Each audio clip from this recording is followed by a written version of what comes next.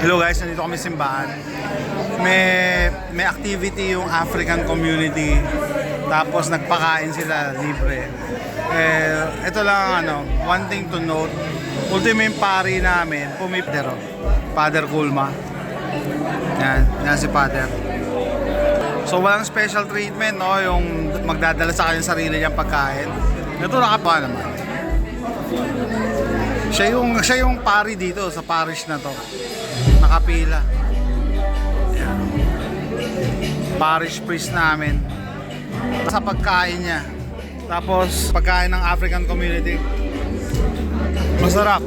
Masarap siya. Sarap. Malasa, no? Anong lasa? Sarap. Sana kung patayin lang yung sound, no? Kung pwede lang sana patayin yung sound kasi makaka-copyright ako nito. Nakikikain ka lang, nagre-reklamo. Pero masarap talaga yung yung African dish na sinaserve nila. Every year nagpapakain sila eh. Version nila ng dirty rice. Yeah, parang version nila ng dirty rice. Sabi ko nga pinakamalapit nito yung sinangag natin, no? Kasi sinangag natin mamantika eh. Malapit to sa biryani. Malapit siya sa biryani, no? No? Masarap si Pate. Biryani kasi ma-flavor. Ito mild lang. Ma-flavor yung biryani. Ito mild, tapos may spinach to, no? Spinach.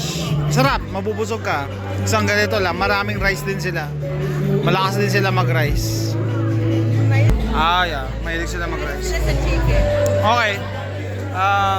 Nagsimba kami ngayon just to para yung para just to get back to normal life. Kaysa magmukmuk kami dun sa bahay. Dahil walang ilaw, walang power. Pero anyway, daming tao. Anak ko.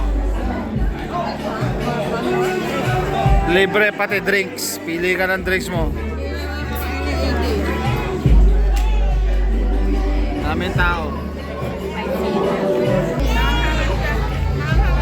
Tapos I think yung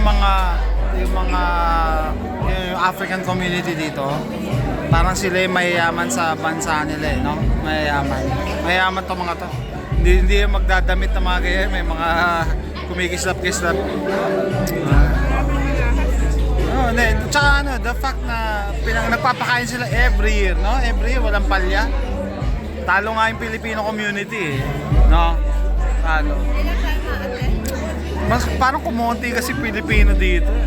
Anyway, nakakatuwa lang yung ka ng taste ng other people's culture, no?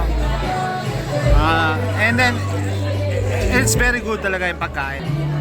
Very good. It's very very good. Tawa, bibidyo kay tawa mo. Okay, it's very good. Very good. It's very good. Very good Very good. Anyway, so that's it. Sinare ko lang para makita nyo naman yung normal life namin dito, no? And it's also a sign na na maganda ang buhay pagka nakakapag-share sila ng blessings nila, yung mga pagpakain. Tapos talaga pumipila talaga yung mga tao, walang palakasan. Okay guys, tapusin ko na yung vlog na to.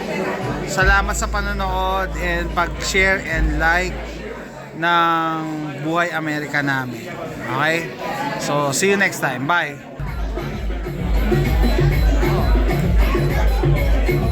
Bye! Say goodbye!